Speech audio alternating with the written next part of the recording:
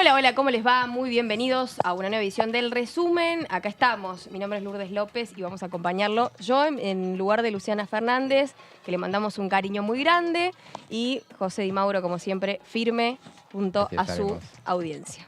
Así es. Y el pueblo también. Y el pueblo también, el pueblo sí, en por general. supuesto. No quería decir la misma frase por las dudas, Está pero muy bien, está muy bien. estamos listos para bueno, empezar a contarles, por supuesto, las noticias parlamentarias. Ha sido una semana de trabajo en Comisión de Educación, también, bueno, pensando en esta asamblea que tuvimos lugar en el día de ayer, donde quedó conformado cuáles iban a ser las fórmulas para el próximo balotaje. Así que la actividad política / parlamentaria está con todo. ¿Sí? No tanto por ahí de comisiones, porque hubo actividad en comisiones, pero está más que nada vinculado a lo que va a pasar, por supuesto, con las próximas elecciones, ¿no? Hoy vamos a hablar de las comisiones que hubo. No hubo tantas, hubo dos. Exacto. Ahora, lo que sí se está previendo para la semana que viene, varias comisiones. La semana que viene va a ser a full. Y bastante más, teniendo en cuenta que falta muy poco para las elecciones. Sí. Pero bueno, está previsto, en principio, varias reuniones de comisión el martes, algunas especialmente para dictaminar, para tratar el tema al día siguiente, porque al día siguiente todo indica que finalmente va a haber una reunión, una sesión especial u ordinaria, tal vez, porque se especuló también con que no sean especial como todas las que se han hecho, que bueno, que vayan con una ordinaria, pero como sea, la idea es avanzar con una reunión, una sesión este miércoles. Este miércoles se trataría, ¿qué temas? Por ejemplo, financiamiento educativo, pero uno diría hay que dictaminar, y ahora vimos durante la tarde que apareció una reunión de comisión para el martes. Bien. El martes, así que seguramente van a dictaminar ahí y lo van a tratar como uno de los temas principales de ese día. Otro de los temas es la ley Nicolás. Es un proyecto de la ley de seguridad del paciente. Así es, sí. Bien. Ese es otro de los temas. ¿Ese va a ser cuando? ¿El miércoles? El miércoles. Bien. La idea es, no está confirmada. Voy a chequear ya que estamos. Sí, no está confirmada la reunión de la sesión, pero no está pedida tampoco. Exacto. Pero bueno, propios y extraños ya hablan de esa sesión que va a haber y bueno, también se va a hacer ese día, si se realiza la reunión, homenajes por los 40 años de democracia. Bien, o sea, que amerita realmente una reunión, sí, por que va a ser una de las últimas, seguro va a ser la última antes de las elecciones, pero una de las últimas del periodo ordinario. ¿Cuántas pensás que eran? ¿2 o 3 más? Una capaz antes del balotaje y 2 capaz, una más. Puede haber, sí, después del balotaje, por lo menos una, me parece que sí. Veremos dependiendo qué fuerza gana, claro, por supuesto. Sí. Obviamente, ¿no? Y habrá que ver cuándo se trata el presupuesto. Yo me imagino ya por los tiempos que va a dar para que quede para cualquiera sea el ganador para la nueva composición de la Cámara. Y lo de la separata que ya tuvo dictamen, ¿no? No, tuvo análisis solamente. Tuvo 2 reuniones informativas. Así es, se analizó el tema y bueno, eso es una parte. Bueno, después van a empezar con el articulado propiamente. Fue una informativa más que nada y ahora después avanzarán con el tema puntual. Muy bien, perfecto. Bueno, vamos a comenzar porque por supuesto hubo trabajo en comisión y a partir de esto también estuvo lo que es un agregado, en este caso, particularmente en la Comisión de Derechos Humanos, pero vamos antes a ver algunas de las plaquitas de actividades y de lo que viene también la semana que viene, porque va a haber mucha actividad, vos recién lo mencionabas, el día martes 7 de noviembre. Ya estamos en noviembre, yo realmente no lo puedo creer, y como gran acto democrático vamos a ir a votar por tercera vez. Hay gente que se queja, pero chicos, chicas, es tan importante que realmente podamos ir a votar. 11 horas, Comisión de Asuntos Constitucionales, sí, por supuesto. Bueno, también el día martes, un poquito más tarde, va a estar esta comisión de juicio político. Sí, la de asuntos constitucionales todavía no sé de qué es, pero se va a tratar porque estuvimos averiguando a la tarde, van a tratar un oficio de una causa presentada que tiene como querellante a la vicepresidenta de la Nación sobre legajo de actuaciones complementarias y peticiones. Estuvimos averiguando, nos dicen, desde la oposición me dice que no les muestran cuál es el oficio. específicamente, tiene que ver con algo de fueros. Alguien me decía que va a ser sobre un tema de los teléfonos. No sé específicamente de qué es. Vamos a ver si están tiradas las líneas para que alguno conteste y dé precisiones sobre el tema de qué va a ser. Por supuesto. Bueno, vamos rápidamente a continuar con las plaquitas de agenda para que no haya ningún tipo de dudas. A las 13 horas va a estar la Comisión de Juicio Política presidida por la diputada Carolina Gailard. En este caso, bueno, lo que decías vos recién, José, ¿no? Una de las últimas antes del balotaje. Vemos la próxima. Esta de juicio político, ¿sabés de qué es? Es sobre, es la que estaba prevista. Se había puesto en duda durante la semana, habían hablado sobre una postergación de las reuniones hasta después de las elecciones, lo cual acá mismo en este programa aclaramos que no cerraba que fuera así porque tienen que dictaminar y van a dictaminar seguramente antes del 20 de noviembre, porque ya las comisiones tienen que dejar, es el día de vencimiento. A partir de ahí ya no funcionan más las comisiones, salvo que haya un alargamiento de del periodo ordinario. Para este martes lo que está previsto es que es la fecha para una audiencia en la que se tendrían que presentar los integrantes de la Corte. Si alguno quiere hacerlo, si no lo hicieron por escrito, que lo hagan personalmente. No va a venir nadie, está clarísimo. Y ayer la novedad fue que 2 de los jueces de la Corte presentaron los escritos. Una novedad porque se esperaba que no lo hicieran. Pero Horacio Rosati y Carlos Rosenkrantz presentaron los escritos rechazando todos los cargos, obviamente, diciendo que no, y diciendo por qué invalidan la sustanciación del juicio. Bien, bueno, ya vamos igual a seguir ampliando el tema juicio político. Seguimos con la próxima comisión, en este caso de educación. Ya tuvimos una reunión el día miércoles de financiamiento educativo a las 16 horas. Este proyecto que, por supuesto, tuvo como disertantes a alumnos de escuelas técnicas, estudiantes de escuelas técnicas, también a rectores de universidades. Digo, hace muy poquito también en este caso se sancionó diferentes proyectos de ley que tienen que ver con la creación de más universidades y más educación pública. Por lo tanto, la comisión presidida por la diputada Blanca Osuna se va a reunir el próximo martes, de manera informativa para poder seguir tratando y debatiendo sobre el financiamiento educativo, un proyecto que se había postergado también, producto de la actividad electoral, ¿no? Y también parlamentaria. Y la idea sería, a priori, dictaminar ese mismo día, a pesar de que es una informativa, sería dictaminar para ver si lo dejan listo para el día siguiente. Muy bien, o sea que el miércoles puede que ya esté confirmada la sesión. Así es. Bueno, vamos a ver entonces la próxima placa del día miércoles, a ver... ya estamos, perfecto, listo. Bueno, vamos entonces a irnos directamente a lo que fue la comisión de, en este caso, donde se trabajó modificaciones incorporando como causal de antisemitismo en la ley 23.592 de actos antidiscriminatorios. Comisión de Derechos Humanos, la diputada Mariana Stillman decía lo siguiente.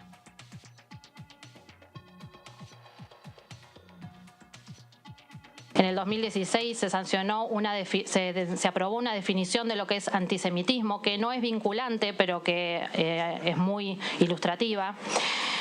Cancillería, el ministro de Relaciones Exteriores, en el año 2020 sacó una resolución, la resolución 114, en el mes de junio de 2020, adoptando para todo el sector público nacional esta definición de antisemitismo. En sus considerandos explica que la República Argentina ha demostrado su compromiso con el respeto irrestricto de los derechos humanos, adoptando los más altos y modernos estándares en dicha materia vigente en el mundo. Y que en este contexto la lucha contra cualquier forma de discriminación, incluyendo el antisemitismo, es una de las políticas de Estado más importantes y por ello la República Argentina participa activamente en todas las iniciativas internacionales y regionales destinadas a combatir este flagelo. Asimismo, en el mismo año, en enero de 2020, el presidente de la Nación había participado del Foro Mundial del Holocausto con motivo de conmemorar el 75 aniversario de la liberación de Auschwitz y el Día Internacional de Conmemoración del Holocausto. Y esta misma Cámara adoptó esa definición por resolución de la conjunta con la Cámara de Senadores, del año también 2020, creo que octubre de 2020. Yo en un principio presenté 2 proyectos de resolución sucesivos para que lo hiciéramos desde el Pleno, porque me parecía que había que ser contundente desde esta casa también con respecto al tema, pero después decidí que tenía más contenido y más efecto avanzar sobre la ley de antidiscriminación con una modificación que incluyera la categoría de antisemitismo como una de las formas de discriminación. Así voy a pasar a leerles la definición de antisemitismo que tomé como referencia. El antisemitismo es una cierta percepción de los judíos que puede expresarse como el odio a los judíos. Las manifestaciones físicas y retóricas del antisemitismo se dirigen a las personas judías y no judías, y a sus bienes, a las instituciones de las comunidades judías y a sus lugares de culto. Yo entiendo que no podemos dejar de desconocer este tipo de discriminación que va más allá, que es una categoría distinta a una discriminación por nacionalidad o por religión o por raza. Y esta ley, que está vigente desde el año 88, si bien fue avanzada, no debemos olvidar que vivimos 2 atentados antisemitas a posteriori, el atentado a la embajada y el atentado a la AMIA, 92 y 94, y que ha persistido unas insistentes conductas discriminatorias, antisemitas, que por ahí no tienen tanta visibilidad, pero que son reales, ¿no? Constantemente estamos leyendo o escuchando hechos de profanaciones de tumbas, judías, y ahora, por supuesto, en el contexto internacional me pareció oportuno y necesario traer la discusión a la Cámara. Muy bien, bueno, esto pensando por supuesto en el negacionismo también que se estaba dando sobre la comunidad, en este caso israelí, y algún otro tipo de también temas vinculados al antisemitismo, ¿no? Pero a partir de ello tenemos placa, José, así que comenzamos. Sí, vamos a hacer un repaso de lo que fue la actividad legislativa en la semana. Esta fue una de las comisiones, hubo 2 reuniones de comisión, fueron bastante largas las 2 reuniones, con invitados todas, fueron informativas, también se avanzó con este tema. Esto se debatió mucho durante todo el año pasado, no en comisión necesariamente, pero sí por fin finalmente se lleva a las comisiones. Recordemos cuando fue el atentado contra la vicepresidenta de la Nación, surgió el tema nuevamente para tratarlo y recién la veíamos a la diputada Stillman hablando de su proyecto propio y lo vamos a citar puntualmente porque fue la reunión de la Comisión de Derechos Humanos y Garantías de la Cámara de Diputados que se reunió el miércoles pasado para analizar distintos proyectos presentados que buscan considerar al negacionismo como delito. El primero de los proyectos puestos a debate era de la diputada Mariana Stillman, que la veíamos recién, de la Coalición Cívica, y ella busca incorporar el antisemitismo en la Ley de Actos Antidiscriminatorios, la Ley 23.592.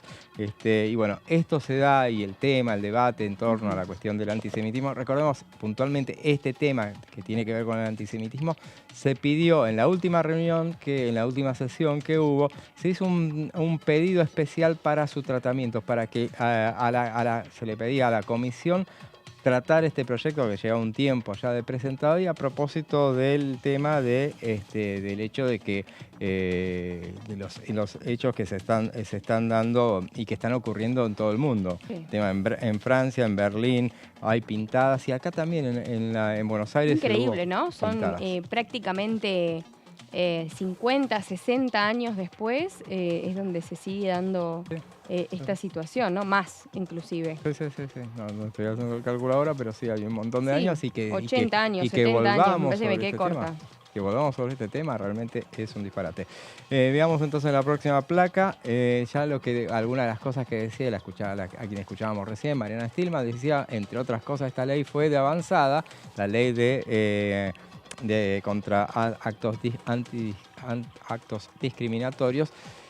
Fue avanzada, pero vivimos 2 atentados a posteriori y han insistido con conductas discriminatorias y antisemitas. En el contexto internacional me pareció oportuno traer este proyecto porque tenemos una ola de odio hacia la comunidad judía, decía. Y a propósito, bueno, también tenía el tema de que ella citaba puntualmente, la escuchábamos también recién, esas cuestiones que se están dando, actos discriminatorios en Francia, en Berlín. Están pintando, marcando casas con la estrella de David, es un disparate. Esto está sucediendo en Europa. Hubo un ataque a un avión en Rusia y también lo contaba el martes pasado, también hubo en Viena. Bueno, todas esas cosas las citaba la diputada Stillman para haciéndose eco de esta situación. Y vamos entonces a ver en la próxima placa más de lo que decía esta legisladora. Decía, desde lo técnico la ley tiene un planteo sencillo porque consta de un artículo que hace a un decálogo de conductas discriminatorias en las que se incluyó el antisemitismo como categoría específica. Bien. También se incluyó el tema de la etnia, la categoría de género e identidad de género, percepción y orientación sexual, porque en ese sentido también la veíamos desactualizada a fin de quienes sufran puedan reclamar la protección civil del Estado. Y bueno, decía, por ejemplo, citaba el artículo 3, para no abundar, pero el artículo 3 establece que se reprima penalmente y que se aplique el agravamiento de penas del artículo 2 y las conductas que alentaran a la persecución u odio con motivo de antisemitismo. Ella decía, la diputada Stillman, que es un tema importante y complejo y tenemos que tener una contundente expresión de rechazo y reproche expresado en la ley porque no podemos estar ajenos a esta problemática mundial, decía. Y bueno, lo que quedaron es, por ejemplo, que el martes 7 anunció el titular de esta comisión, que es Hugo Yasky, dijo el martes 7 va a haber otra reunión, todavía no está anunciada, no está confirmada. Estamos con una semana bastante activa, a lo mejor se posterga todo ese tema. Sí, y un martes bastante completo de temas, pero bueno, él decía que estaba previsto que estuviera el diputado Alejandro Rufino Chiaro, autor de una de las iniciativas que tiene que ver con el antisemitismo, y pidió incorporar un invitado. Veremos en definitiva si se avanza con esa reunión de comisión, porque también se va a tratar el tema del negacionismo, que es ahora lo que vamos a hablar. Que fue lo que se trató a continuación con invitados. Veamos a ver en la próxima placa. Uno de los invitados fue Eduardo Feuerstein, el sociólogo e investigador, que decía, entre otras cosas, que el primer problema que veo es de carácter más doctrinario, en términos de decir que recurrir a la penalización para un debate que es eminentemente político es asignarle al derecho penal una función para la que no fue creado. Acá las cuestiones es que lo que se hablaba, uno imaginaba que esta reunión iba a ser para, bueno, a ver cómo vamos a castigar el negacionismo y justamente lo que Claro, porque es difícil, en general es difícil claro. No es que sea difícil por el hecho de ser difícil, sino que digo, hay que reformar la cuestión jurídica para que esto se pueda dar. Y a ver cómo no afectar los derechos individuales, o sea, hasta qué punto los límites son muy difusos y claro, y finos. Y bueno, él decía, por ejemplo, que el debate sobre la negación es un hecho histórico que ha ocurrido e implica avanzar en la lógica del derecho penal en asignarle la potestad de penalizar opiniones por despreciables o graves que nos parezcan. Por eso el hecho de que hubo de parte de los propios invitados unos límites que ellos mismos ponían respecto de la cuestión de si cuánto te tenías que cuidar en no avanzar sobre si impedir la expresión de afirmaciones negacionistas o de contribuir a la detención del crecimiento de esos movimientos políticos neonazis. El resultado que encontramos decía que no es alentador. Inclusive Feinstein decía que, por ejemplo, en Alemania se sancionó una ley de penalización del negacionismo en 2005.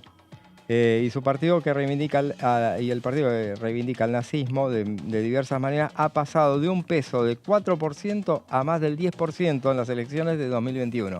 O sea, con la ley vigente, con la ley, una nueva ley que impusieron, finalmente ese partido neonazi se transformó en la segunda fuerza de Alemania. Exacto. O sea que es realmente... En Francia, dijo, hay una ley desde 1990. O sea, hay una cuestión del lugar que ocupan las derechas a nivel mundial, ¿no? Claro, es un fenómeno que se está dando a nivel mundial, justamente. Y entonces estaba el tema de que no necesariamente que vos pongasle... Bueno, hace poco, digo, capaz saltando un poco las distancias, ¿no? Pero pasó cuando estuvo, en este caso, la invasión al Capitolio, ¿no? Por parte de ciertos sectores también de la ultraderecha. Sí, allá en el Partido Republicano, justamente, y bueno, con fenómenos especiales como es el caso de Donald Trump. Sí. Decía, por ejemplo, en el caso de Francia, que se creó una ley especial en 1990, y el Frente Nacional, justamente, que es la ultraderecha, tenía entre 10 y 12 puntos de los votos y llegó al 23. Citaba también Feinstein que en Italia se planteó un proyecto en 2016 y la derecha neofascista llegó al gobierno directamente. O sea que por más leyes que hagas para contener el crecimiento, al final te puede resultar lo contrario. Él decía que uno de los problemas que veía en los proyectos es que les sirve como propaganda, particularmente útil a los discursos negacionistas, porque al transformarlos en contrahegemónicos, los vuelve más atractivos, y siendo que las penalizaciones que se pueden implementar nunca pueden llegar a ser penalizaciones de verdadera gravedad. O sea Hoy es un tema que tiene mucho que ver en el ámbito electoral, ¿no? Digo, en un año, vamos a decir, un año electoral, el tema inclusive de derechos humanos también pesa mucho, ¿no? Digo, por ejemplo, cómo fue quizás apuntada cierta postura por parte de candidatos, en este caso, vamos a decir, de la candidata de la Libertad Avanza en materia de derechos humanos en el último debate, ¿no? Así Digo, es, claro. Hoy derechos humanos es un eje importantísimo a la hora de determinar cuestiones electorales y de decisión. Por ejemplo, Comisión de Juicio Político, un tema que llevó mucho trabajo fue el del 2x1, caso Muña, si no me equivoco, que también, llevó mucho tiempo. Digo, hoy por hoy, derechos humanos es un eje central a la hora de debatir y tomar decisiones, y más que nada en el plano electoral y judicial, ¿no? Así es, sí, justamente el hecho de que estemos revolviendo en la historia y volviendo sobre temas que creíamos superados. A 40 años de la democracia me parece que... Por supuesto, y porque muchos dicen que capaz es un tema blando, ¿no? Un tema menor, porque no tenga que ver con la economía o no tenga que ver tanto... o sea, son cuestiones de derechos principales, ¿no? Derechos de primera línea. Ahí, uno pensaría que estas cuestiones ya no admiten debate. Yo creo que todo admite debate, obviamente, pero creíamos que ya estaba muy claro lo que iba a ser. Pero bueno, la cuestión es que este invitado, por ejemplo, y los demás también advirtieron sobre el tema de que no sea cosa que determinadas medidas que se adopten terminen sirviendo de ventaja política y victimización de aquellos que se sienten atacados con esas normas. Veamos en la próxima placa otro de los invitados, otra en este caso de las invitadas. Valeria Tuz, abogada, dijo que el negacionismo y la libertad de expresión es una relación difícil y por eso tenemos que pensar en políticas públicas que no tengan una complejidad de cara al sistema de protección de derechos humanos, porque es hablar del papel que va a asumir el Estado frente a los discursos que contradicen los valores democráticos. Decía ella también enumeraba después los riesgos de la criminalización, abonando lo que decía el anterior invitado, el hecho de que, no sea cosa que después los victimices a aquellos que terminan ejerciendo esos discursos fascistas, en todo caso. Exacto. Veamos la próxima placa, a ver qué más decía Valeria Tuz. En el Sistema Universal de Derechos Humanos hay un cambio de criterio en las observaciones generales donde se plantea la posición de tolerar esas expresiones que son espantosas, pero las democracias de mercado tienen que ser toleradas también. Y ella también decía que se abre un camino también de pensar los discursos negacionistas en la modalidad de discursos de odio y establecer los límites democráticos de la libertad de expresión y pensar los negacionismos en esa clave. En definitiva, sugería también que que el país ratificara la Convención Interamericana contra el Racismo y la Intolerancia, y que en el artículo 4 específicamente habla del negacionismo. Bien, tenemos un tape, en este caso, del sociólogo e investigador argentino Daniel Feuerstein, así que si les parece lo escuchamos. El objetivo mío era pensar algunos de los problemas, tanto a nivel doctrinario, como a nivel pragmático, como a nivel operativo, de aquellos intentos de plantear la lógica de la penalización como herramienta para ese combate político. ¿Sí? Y decía, el primer problema que veo, el primer conjunto de problemas, decías de carácter más doctrinario, en términos de decir que recurrir a la penalización para un debate que es eminentemente político, más allá de la importancia y la gravedad que tiene, es asignarle al derecho penal una función para la que no fue creado. ¿Sí? Esto es, el derecho penal fue constituido para poder establecer sanciones ante las conductas. ¿Sí? Y digo porque estamos hablando del negacionismo, no de otros elementos como, por ejemplo, la apología de la violencia o la incitación a la violencia, figuras que ya existen en nuestro Código Penal o en otros códigos penales. Pero el debate sobre la negación de un hecho histórico que ha ocurrido implica avanzar en la lógica del derecho penal en términos de asignarle la potestad de penalizar opiniones por despreciables o graves que nos parezcan. Sí. En ese sentido, por ahí decía que es rico analizar nuestros 40 años que vamos a cumplir del fin de la última dictadura, porque fue posible en estos 40 años enfrentar estas lógicas que no han aparecido por primera vez ahora, fue posible enfrentarlas políticamente. Y quizás una pregunta interesante en un ámbito como este es ¿por qué en este momento han logrado una mayor visibilidad?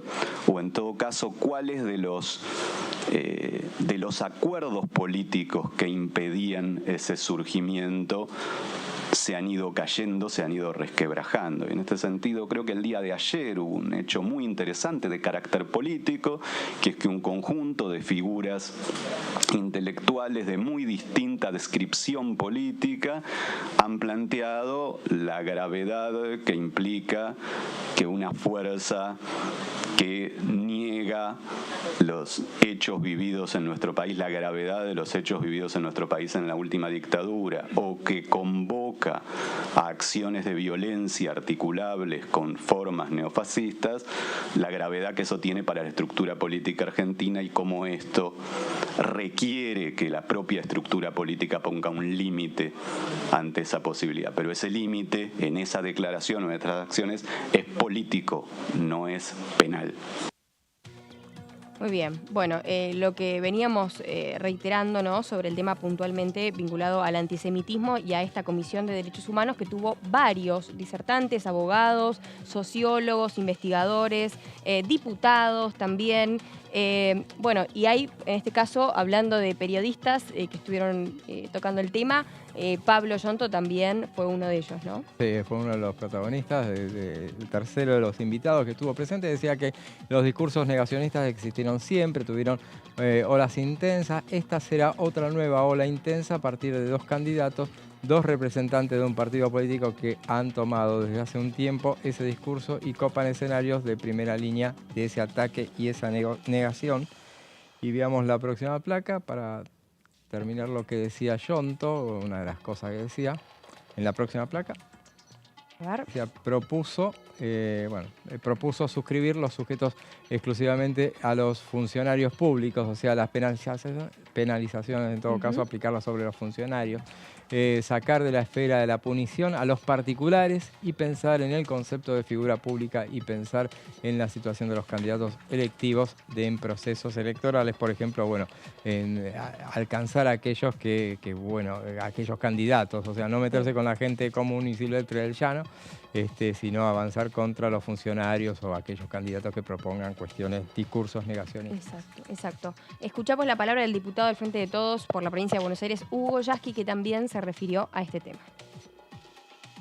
Fue una reunión con un contenido por momentos muy denso, muy conmovedor, con aportes de invitados que fueron muy plurales porque hubo distintas miradas, partiendo todos de la base de la necesidad de fortalecer los anticuerpos de la democracia, que después de 4 décadas de construir una historia de sucesión de gobiernos ininterrumpidamente elegidos por el voto popular, empieza a encontrar manifestaciones de un pensamiento que pretende negar el genocidio, que pretende volver a una situación prejuicio a la Junta, es decir, anterior a lo que fue Memoria, Verdad y Justicia y el Nunca Más, y comenzar a construir una teoría que era aquella vieja teoría de los dos demonios, ahora expresada con otras palabras, pero en los mismos términos, es decir, hubo una guerra, hubo dos bandos, generar esa mentira histórica de que fueron fuerzas regulares que se enfrentaron en una asimetría, cuando, bueno, claramente, y por suerte tenemos testimonio escrito, por suerte tenemos películas como 1985, donde vemos que la historia real, lo que pasó, fue otra cosa distinta. Ahora vamos a seguir el próximo martes. Ahí vamos a tener la participación de los organismos de derechos humanos. Probablemente entren otros dos proyectos, lo van a traer justamente distintos organismos de derechos humanos, y eso nos va a permitir completar una base de 7 proyectos que vamos a intentar unificar para poder tener dictamen de la comisión en el curso de este año. Es muy importante algo que resaltó Germán Martínez. Normalmente en un momento electoral como este no estaríamos sesionando. Para nosotros es prioridad tratar el negacionismo, definir un cuerpo legal que nos permita tener ese anticuerpo democrático que nuestra sociedad necesita, y creo que lo vamos a poder lograr, espero, en el curso de este año. Bien. Bueno, y también quien se refería al respecto, en este caso la abogada Valeria Tuz, que trataban estas modificaciones incorporando como causal el antisemitismo, y ella decía: me interesa pensar a los negacionismos como la madre de las batallas, así que si les parece, escuchamos su testimonio más ampliado. Como sabemos, se produjo un reingreso en el orden de lo decible de tópicos y expresiones de violencia, de desprecio hacia determinados grupos y actores sociales que hasta hace un tiempo creíamos que no eran parte de esto decible, ¿no? Discursos en la esfera pública, pronunciados por personas referentes del arco político, del arco mediático, que alientan el desprecio, la discriminación y la agresión hacia el otro. A esto se le suman los discursos negacionistas y apologéticos de la dictadura de candidatos presidenciales. Estas violencias habilitadas en la discursividad social son parte de las representaciones con las cuales miramos el mundo. Y por eso me interesa pensar a los negacionismos como la madre de las batallas. Esa discursividad social sobre la cual diseñar políticas públicas concretas, que es en este caso abordar la discusión por la criminalización.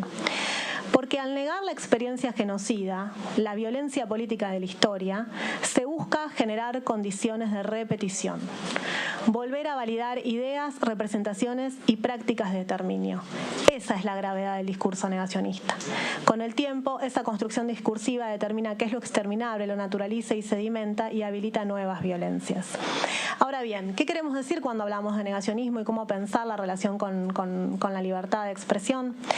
Obviamente, cuando nosotros pensamos la legitimidad de la intervención legal, punitiva incluso, es necesario pensarlo en clave de derechos humanos y cómo afecta o no afecta esto a la libertad de expresión. Y ahí, si me permiten brevemente, decir que la relación entre negacionismo y libertad de expresión es una relación difícil. No hay que negar este punto de partida porque tenemos que pensar en políticas públicas que no tengan, digamos, una complejidad de cara al sistema de protección de derechos humanos, tanto universal como interamericano. Porque hablar de libertad de expresión y negacionismo es hablar del papel que va a asumir el Estado frente a los discursos que contradicen los valores democráticos, el concepto de democracia por el que se opta. Por eso es tan importante discutir si tenemos un modelo procedimental o de contenido de las democracias y si se debe militar o ser neutral en los contenidos. Un modo modo para pensar esta problemática, que por supuesto es muy compleja, yo comparto muchas de las reflexiones que ha hecho Daniel, que además nos permite cuestionar nuestra relación con el pasado, es una pregunta clásica por la libertad de expresión de los negacionistas y ese concepto del diseño del propio plan de vida, ¿no? Como que cada uno tiene el derecho a diseñar su propio plan de vida y opinar respecto de ese pasado del modo que mejor le parezca, y nosotros tenemos la necesidad de tolerarla aunque nos desagrade. Ese es un enfoque, ¿no? Es una mirada válida, posible. O bien podemos preguntarnos qué vamos a hacer con el discurso intolerante que se ampara en la libertad de expresión para discriminar y humillar, que es otra pregunta. Y es la pregunta por un liberalismo en el siglo XXI. Este liberalismo tiene una relación con la libertad, pero también y sobre todo, y por eso me parece que ahí podemos pensar el modo de dirimir la punición, también tiene un compromiso con la igualdad para erradicar el discurso del odio. Y entonces en ese formato se priorizan categorías como visibilidad del daño, como efecto silenciador, y esto legitima la intervención estatal. Tan es así que esto es lo que le permitió al sistema regional europeo la prohibición de estas expresiones. Bien, bueno, otro discurso también con respecto a este debate y a la incorporación de modificaciones que tengan que ver con el antisemitismo por parte de diferentes exponentes, abogados, periodistas, también diputados y por supuesto para así enriquecer el debate. Momento de hacer pausa, la primera en este caso del resumen, a la vuelta mucho más.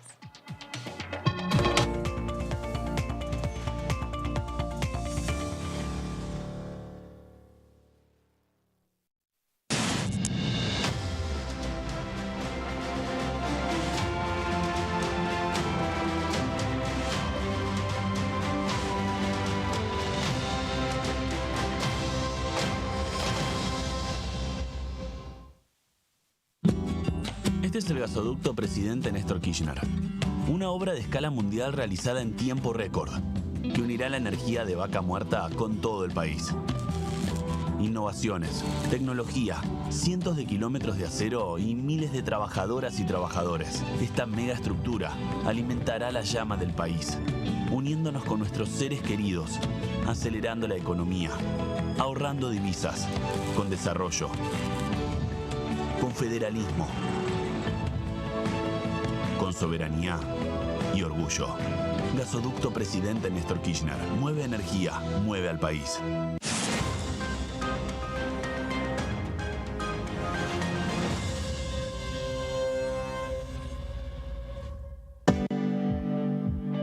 Si somos dueñas y dueños de nuestros libros, somos protagonistas de un futuro mejor. Por eso, entregamos libros a millones de estudiantes en todo el país en solo un año. Además, otorgamos becas educativas para que las chicas y los chicos puedan terminar la escuela. Realizamos obras en universidades, fortaleciendo el sistema universitario nacional. Y este año, otorgamos y renovamos becas Manuel Belgrano en carreras estratégicas para el desarrollo productivo del país. Con más educación, construimos un futuro mejor. Conoce más en argentina.gov.ar/protagonistas. La educación nuestra bandera. Ministerio de Educación. Hola, bienvenidos a una nueva jornada del resumen de noticias parlamentarias. La Comisión de Educación, hoy se reunió entonces, la Comisión de Educación que preside la entrerriana Blanca Osuna, comenzó a analizar el proyecto de ley de financiamiento educativo enviado por el Ejecutivo al Congreso el 14 de septiembre pasado. Y quien también estuvo hablando en conferencia de prensa respecto a lo que fue el tratamiento de la comisión es la presidenta de la comisión, la diputada Osuna, que decía lo siguiente. DTV, el resumen, de lunes a viernes. Reforzamos los ingresos a más de 2.400.000 titulares de la tarjeta alimentar. Y detrás de ese dato, cuidamos a quienes más lo necesitan.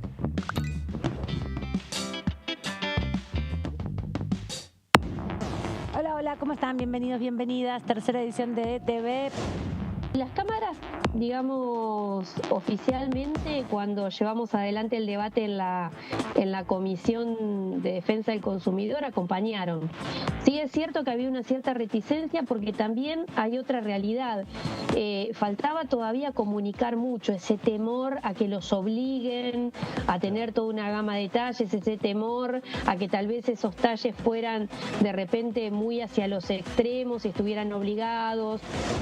Nuestro dictamen de mayoría en la comisión perdió en el recinto, ganó el dictamen de minoría. Cuando fue al Senado, el Senado revisó y sacó su propia resolución que toma varias cosas de las que estaban planteadas en nuestro dictamen original, pero en algunas creo que avanzan, por ejemplo en el plazo del ajuste, en el índice a utilizar y demás. Creo que se mejoró en el Senado de verdad. DTV, tercera edición, de lunes a viernes. Lanzamos líneas de crédito para trabajadores de hasta 400.000 pesos a devolver en 24, 36 o 48 cuotas. Y detrás de ese dato, más argentinos pueden progresar.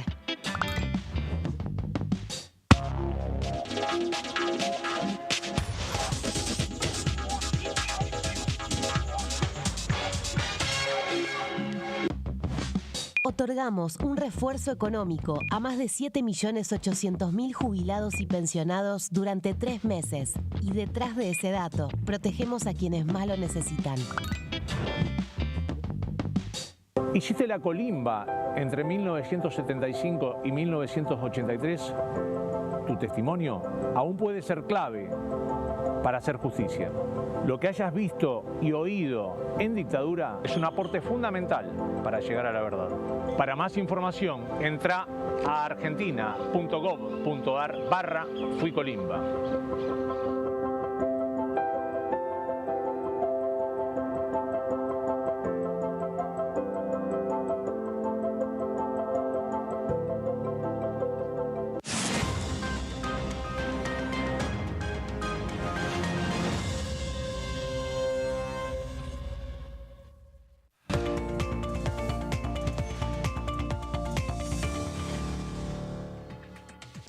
Muy bien, continuamos en el resumen. En este caso vamos a seguir contándote las noticias más importantes en el ámbito parlamentario. Con esto también ya empezamos a ver lo que tiene que ver con el valga la redundancia, con el financiamiento educativo, que es otro de los temas que tuvo lugar esta semana, y en cómo también se va a planificar, dicho sea de paso, ya está en la agenda todo lo que es la actividad de comisiones, ¿verdad? Así es, sí, justamente, Lourdes. Fue una reunión el miércoles mismo, a continuación de la reunión que estábamos, paralelamente, se dieron prácticamente paralelamente con la de Derechos Humanos. Esta fue la tercera reunión informativa sobre el tema de la nueva ley de financiamiento educativo. Las anteriores fueron el 24 de agosto y el 27 de septiembre, y la cuarta va a ser la que estamos anunciando para el martes, previo a su tratamiento, quizás el miércoles, pero bueno. Veamos, asistió el secretario de Evaluación e Información Educativa esta semana, quien defendió el proyecto de ley que propone una inversión en la materia del 8% del PBI, 190 días de clase y la erradicación del analfabetismo, entre varios objetivos bastante auspiciosos. Bueno, veamos entonces, asistieron referentes jurisdiccionales, rectores, funcionarios del Ministerio de Educación, representantes de estudiantes, como vos decías al principio. Recordemos que en la primera reunión informativa había venido el ministro del área, Jaime Persic. Veamos ahora algunos de los que estuvieron presentes en esta reunión. Porque acá hay varias entidades que en este caso confluyen, por ejemplo, el Consejo Federal, ¿no? También de Educación, diferentes... prácticamente todos los colegios y entidades educativas, se piensa en universidades, se piensa en institutos terciarios, institutos de formación docente. Realmente tuve la oportunidad de estar siguiendo de cerca la comisión, y lo que planteaban era esto de poder achicar las brechas también entre la educación básica, primaria, secundaria, a la universidad o a los estudios terciarios. Digo, siempre hay un mundo de terminar y no saber qué hacer o para dónde vamos, pero siempre lo que debe primar es la educación. Así es, sí, recordemos que bueno, la educación es un tema, no es a nivel, no es jurisdicción solamente nacional, claro, sino que corresponde a todos los distritos. Que sea 60 y 40, 60 para el Estado, con mayor intervención estatal, por supuesto. Así es, sí. Bueno, veamos algunos de los testimonios que se escucharon. Andrea Centurión decía que este proyecto plasma el trabajo que se ha hecho en el marco del Consejo Federal de Educación y que hoy son una realidad. Dijo también que se requiere inversión para que estos proyectos sean políticas de Estado, porque tenemos el compromiso de los 190 días de clases y que la gestión pública y privada, los alumnos tengan su libro de lengua y matemática en la mochila.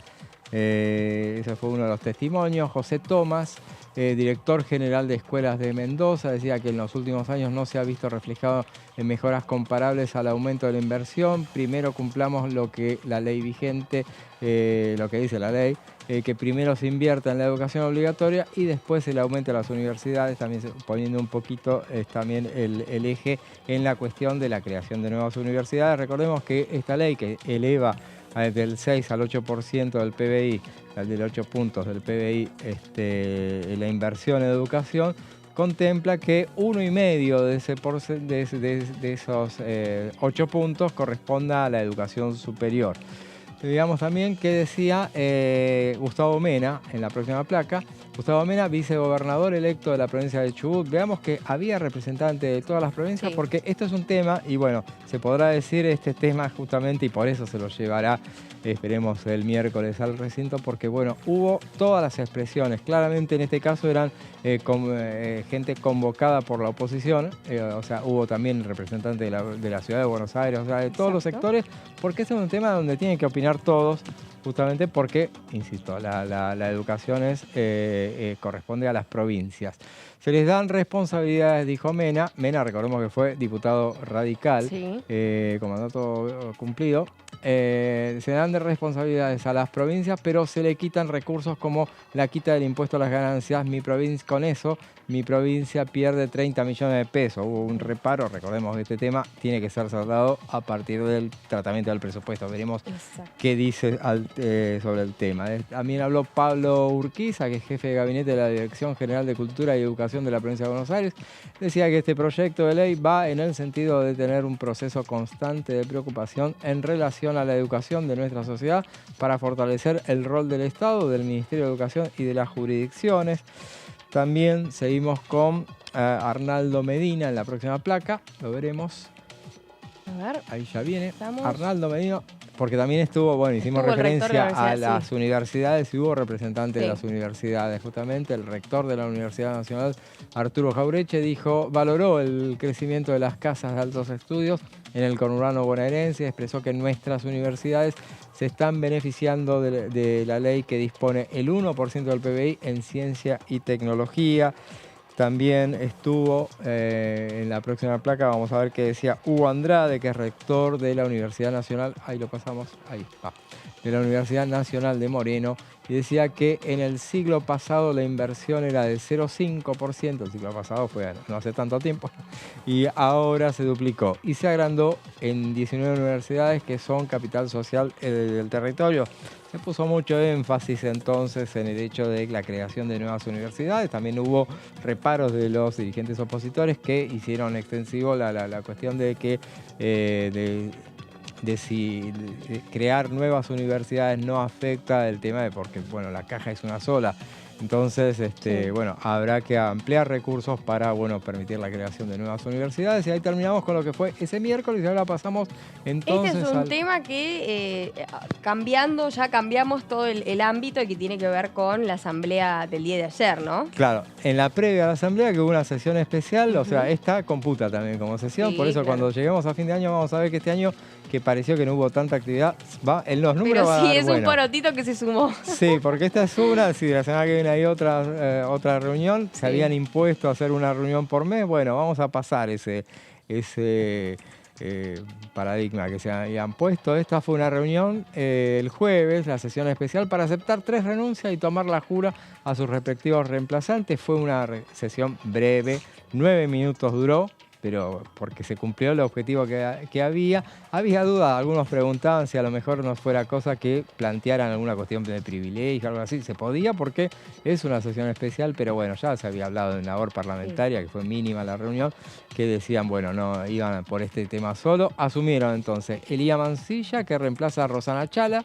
La Rosana Chala del oficialismo fue como intendenta, asumió el domingo pasado, la intendenta de la capital tucumana.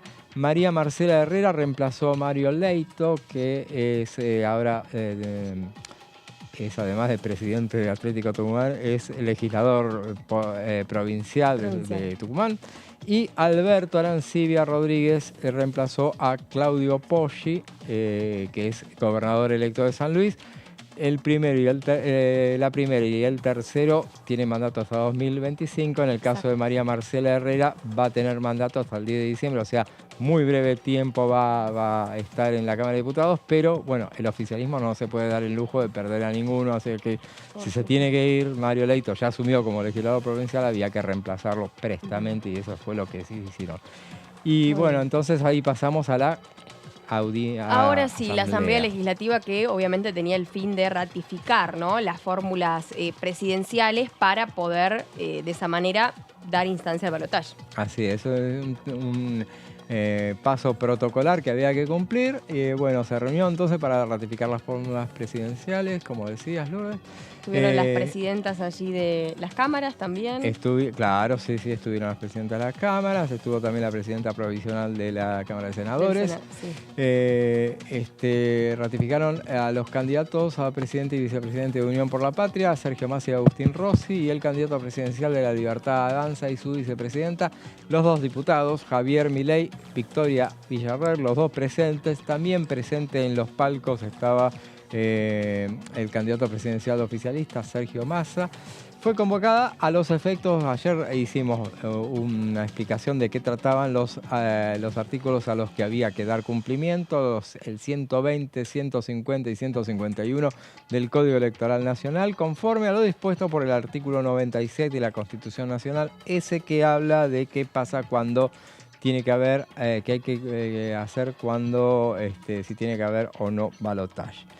Y por último, veamos, durante la próxima placa, durante la reunión fueron designados 6 senadores, 6 diputados para una comisión que se encargó de efectuar la sumatoria de los resultados definitivos de la primera vuelta electoral del 22 de octubre, en la cual la fórmula de Unión por la Patria, Sergio Massa o Agustín Rossi, obtuvo 36.78% de los votos válidamente emitidos, o sea, 9.853.492 exactos, mientras que la fórmula de La Libertad Avanza, Javier Milei y Victoria Villarroel, obtuvo 29,99, mirá, justo rozando los 30 puntos, 8.034.990 de los sufragios emitidos. Y bueno, recordemos por último que posteriormente al balotaje deberá realizarse una nueva asamblea legislativa, ahí la veremos, para convalidar el resultado definitivo de las elecciones. Siempre, como ayer lo decíamos,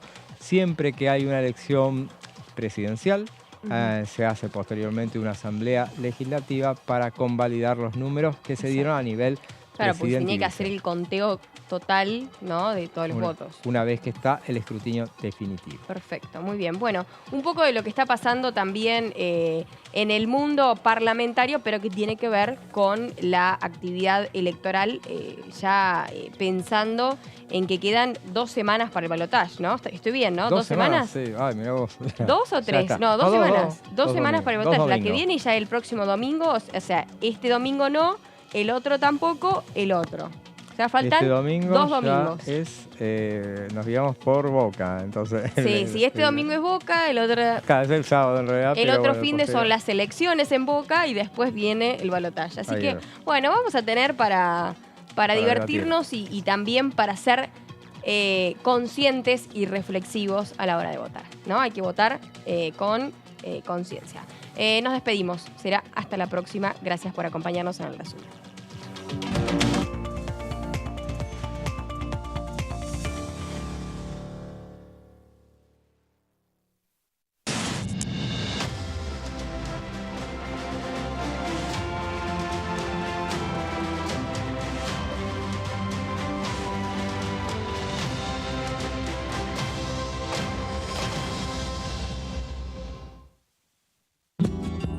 Este es el gasoducto Presidente Néstor Kirchner.